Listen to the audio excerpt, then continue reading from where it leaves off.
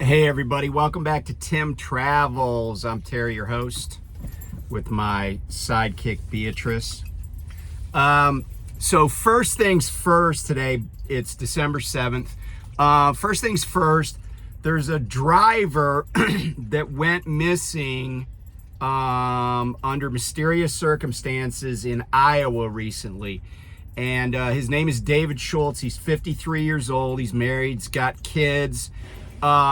He was driving, I guess he's a livestock hauler dude, and he was driving a load of, they said, like small pigs, but they didn't say piglets. I don't know what the difference is, truthfully. But he was driving a load of livestock from, I guess, one maybe farm to another place, another farm.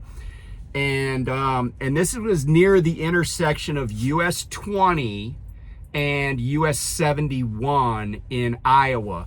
It's northeast of Sac City, Iowa. And David Schultz is from Wall Lake, Iowa. And his truck was found, and it was eerily, kind of weirdly similar to the prime driver that went missing, in that all of his stuff was found in the truck. The truck was turned off, but the keys were in it. It was in the middle of the road with the pigs in the back, right? And somebody found it, and there has been an enormous search for him. And but let me just put up his picture real quick. This is David Schultz. So there's been an enormous search for him. People have come from all over Iowa, in even places like outside the state of Iowa, to search for him, and nothing's turned up. And I mean, you know, his wife has said that she suspects foul play. I don't know. I don't disagree with her, right? Like, it's just too bizarre. So I don't know, you know, but yeah, so keep an eye out. You never know. I mean, crazier things have happened, you know, like a lot of people, if you're familiar with the Elizabeth Smart case, a lot of people were like, oh, she's never going to be seen again. And, you know, she was, because people kept their eyes peeled, and she survived, and, you know, she's a victim's advocate. So hopefully this will turn out, you know, good, but, you know, keep an eye out. Okay, so as I mentioned, today is December 7th. And, you know, I think if I just said to people, hey, did anything extraordinary happen on this day? And I don't use that word in a good sense, but, you know, or spectacular, again, not in a good sense. I think a lot of people would just draw a blank. But today is what is known as Pearl Harbor Day. And on this day, which was a Sunday in 1941, Pearl Harbor was attacked by the Imperial Japanese Navy. You know, and that really precipitated the United States entry into World War II. One of the aftermaths of that attack, though, and these are the footnotes of history, if you will. So the commander-in-chief of the U.S. Pacific Fleet at the time was a guy named, he was an admiral, 4 stars. His name was Husband E. Kimmel, I think. And he was a distinguished naval officer. And he, and then an Army general by the name of Short, Lieutenant General Short, and his first name slips my mind. But they were both basically, you know, cashiered and took the fall. They were the scapegoats for the attack on Pearl Harbor. And, you know, there was certainly enough failing to go around. And, you know, General Short and Admiral Kimmel didn't do anything that hadn't been done before.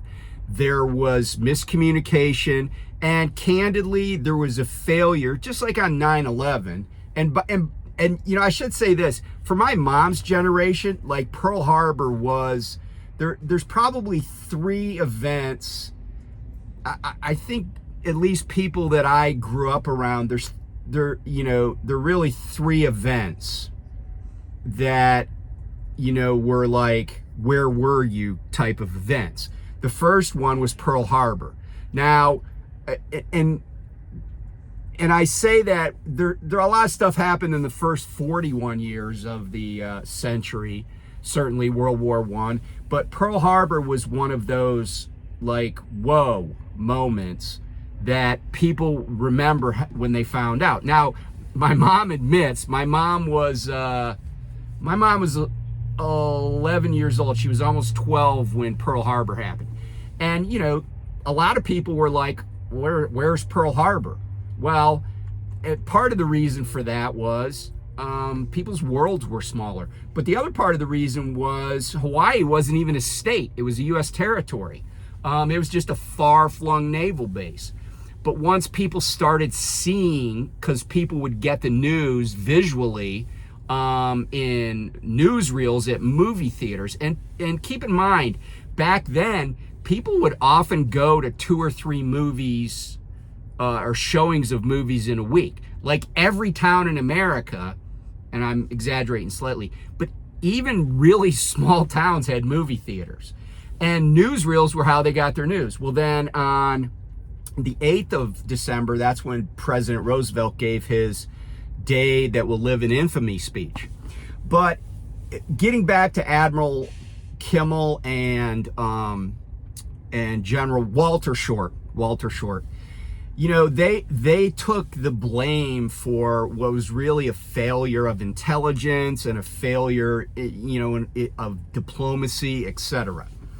And it took years to clear their names, where the government, the military, finally said, these guys were just, they were good officers. They had done their jobs. And I mean, I know in the case of Admiral Kimmel, it was devastating. It was devastating.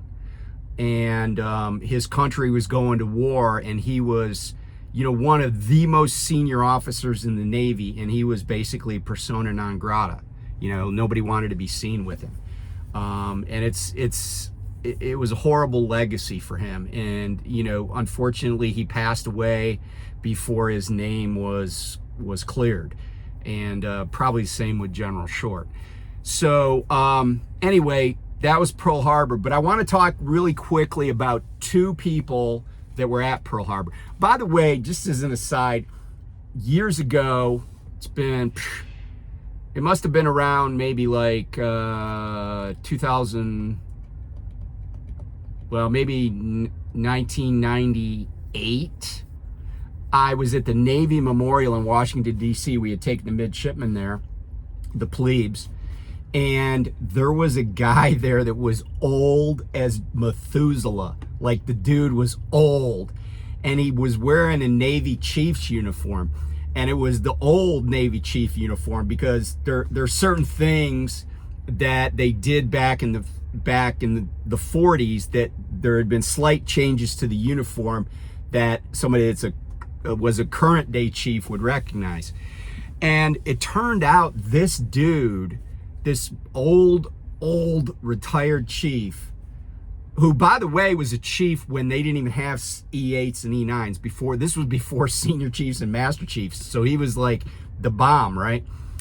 And I think he was like a musician on the USS Arizona. And I talked to him briefly. And, there's a famous scene, if you ever seen the movie Tora, Tora, Tora, where the dudes are out there playing the national anthem, because that's what they played for colors.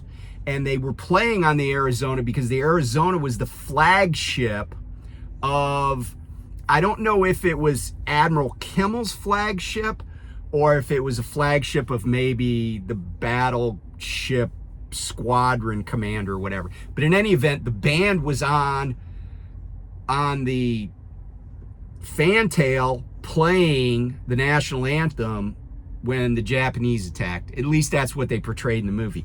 It's kind of, I'm kind of questioning it, because I think the Japanese attacked before 8 a.m., which is when colors would have happened, when they would have run up the flags for the day.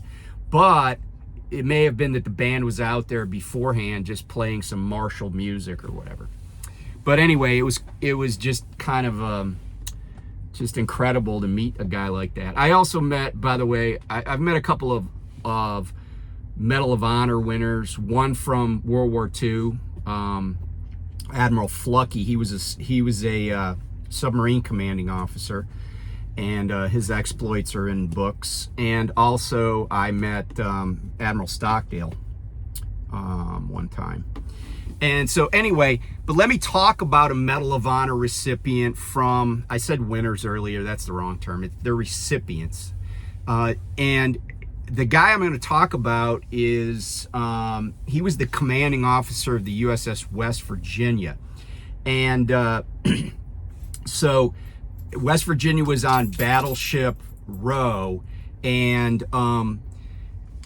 I gotta admit, I'm totally drawing a blank here. It'll come to me in a minute, but I'm gonna tell you his story. So he's on his ship, waiting to. He's in his uniform because he's getting ready to go to church, leave the ship, go to church, and he runs up to the bridge to take command of the ship when the Japanese start attacking, and he's mortally wounded. And he is the person who Dory Miller, Doris Miller, the messman's attendant, that's who Dory Miller pulls to safety. And then, of course, Dory Miller ends up, manning a machine gun, shooting at Japanese planes. Dory Miller later wins the Navy Cross. He's killed later on in World War II. But as I did a video a while ago about the Navy naming an aircraft carrier after Dory Miller. So the commanding officer that Dory Miller rescued, it came to me, his name was Mervyn Bennion, Bennion. And so the history continues, right? Like, and I love the fact that when the Navy names a ship after somebody, it pretty much immortalizes them. And but Captain Bennion was a recipient of the Medal of Honor. I mean, I'll be candid with you, and this discussion's been held in Navy circles, but I've said this before, but Dory Miller didn't need to do what he did because it wasn't his position. He was just to be like a helper, like go and get ammunition. It wasn't his job to go out and minister first aid try to help the captain. He just took that upon himself, and he put himself in harm's way, just like Captain Bennion did, and did things that he wasn't even trained for. He just got it done. And, in the past, there has been discussion that perhaps Dory Miller should have also been a recipient of the Medal of Honor. He did receive the Navy Cross, which is the second highest award that can be given to a sailor. But anyway, that all happened Sunday, December 7th, 1941. Okay, so I want to talk about a couple of things that involve trucking, the future of trucking, etc. So I mentioned the other day the Cruise self-driving automated taxi cabs that were in San Francisco. And what happened is they've basically pulled all their cabs off the street. They've laid off a bunch of people. And this was a company that was supported with a substantial amount of financial backing from GM. And the reason that these taxi cabs have all been pulled off is because it turns out that they're just not really that good at doing what they're supposed to. Because even though, the company claimed, they're safer because they go along at 20 miles an hour, they're also a huge impediment to human beings in a really negative way. It's not like they just cause traffic jams, which they do. There have been situations where they would have 8 of these cabs in a very small neighborhood in San Francisco. And by the way, if you've been to San Francisco, in the city, it is tightly packed. It is a very densely populated city, like not unlike downtown Philadelphia or parts of Manhattan. It's densely packed, and they would have like 8 of these cabs just like rebooting themselves or something and causing huge traffic tie-ups. The other thing is that the cabs didn't recognize emergency vehicles. Like they would like run over fire hoses and interfere with emergency vehicles in a way that a human driver, even if they were like drunk, would not do. And so that was a concern, and the fire department in San Francisco had expressed a concern about this. But the state of California was pushing for this technology to move forward. Well, then what happened is there was a pedestrian that was struck, I think, by another vehicle. But what happened is they got hit by the car. They were laying in the street. The cruise vehicle came, ran over them, and dragged them like 20 feet. And then it's come out recent, and that was kind of the straw that broke the camel's back. But it's come out recently that Cruise actually covered up information about that being restruck and drugged by the car. And so Waymo is still moving forward, but Cruise has basically, I don't know what's going to happen, but the proof of concept is really not there. And I think it's just a matter of time till Waymo vehicles do something that we're like, no human would ever do. And at the end of the day, right, like we know why humans have accidents a lot of times. But we also know that humans make really quick decisions that oftentimes are beneficial to other humans. That at least so far, the technology has not accounted for. And the reason I bring all this up is because this is self-driving technology. And in other news, Too Simple, TU Simple, which was an autonomous truck company, has basically shut down their operations. They were linked earlier to a Chinese company, and I will say some of the folks that were involved with Too Simple are they're Chinese. I don't know if I don't know their citizenship. I don't know that it really matters, but it's a concern because they were connected. The Too Simple technology was connected to a company that the United States has identified as basically hostile. Like, I don't know if they steal trade secrets, industrial secrets, or if they're involved in hacking U.S. companies or something like that. Those could be the same thing though. But in any event, Too Simple is basically shutting down. And they had an incident with one of their trucks where there was a driver behind the wheel, but he was there as like the safety person, but the truck still hit a Jersey wall in Tucson. And, some engineers at the time who were in that computer AI space, they were like, that's not a thing. Because basically, like, Too Simple is like, oh, the computer was just rebooting. And they were all like, no, that's not a thing. That can't happen. Okay? So, there's still a company called Aurora that's going to start, or probably is running between Dallas and Houston. I mentioned them. But I don't feel like self-driving or autonomous technology, I've said, I've been kind of up and down on this because the technology changes. We find out there are more problems, and we find out that these companies are kind of painting a really rosy picture about the capabilities of these vehicles and, how it's going to be this game changer. So, I mean, as I sit here right now, I think that widespread adoption of those vehicles it's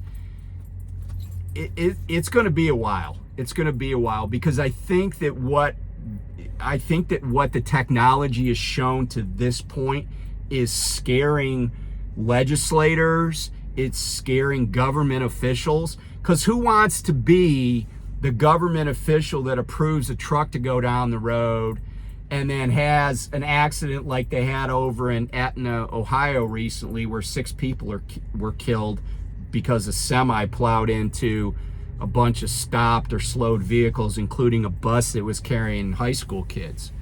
And, you know, it's like, sorry. You know, and that's the other thing. And I think I mentioned this on another video, but in England, I believe that a court has ruled that in a legal action for damages from an autonomous vehicle, the manufacturer can be held liable. So can you imagine if a company sells a truck or a car, you know, because certainly Cruise is going to get sued over that incident in San Francisco, but they sell a car to a company and they're the ones with liability. Like, the company is basically like, hey, it's not working, it's your fault, and we're not getting sued. That would be great for trucking companies, because theoretically, if the U.S. courts followed what the British courts did, that would take all the liability, or most of it, off of U.S. trucking companies and put it on trucking manufacturers. I don't know that would be tenable for trucking manufacturers. I mean, it's kind of weird. It's like the trucking manufacturer is going to be liable for some like enormous verdict, like that case in Ohio, 6 people killed. I don't think that the trucking company that's going to be held responsible has got enough insurance to cover that. I mean, I'm being realistic about that. But you know, the trucking company, can you imagine you're supplying trucks to a trucking company, one of their trucks, you know, hits the bus full of kids scenario, and all the liabilities on the trucking or the manufacturer, they might go out of business and not even be able to sell any more of their autonomous vehicles to the companies that are buying them. So I don't know. It's kind of a chicken and an egg thing, but we'll have to see. It's, I'll keep an eye on it. I like following stuff like this, and I've already said I'm not going to be around long enough to have a job jeopardized by that, but it bears watching. So anyway, thanks for watching. I'll talk to you soon. Bye.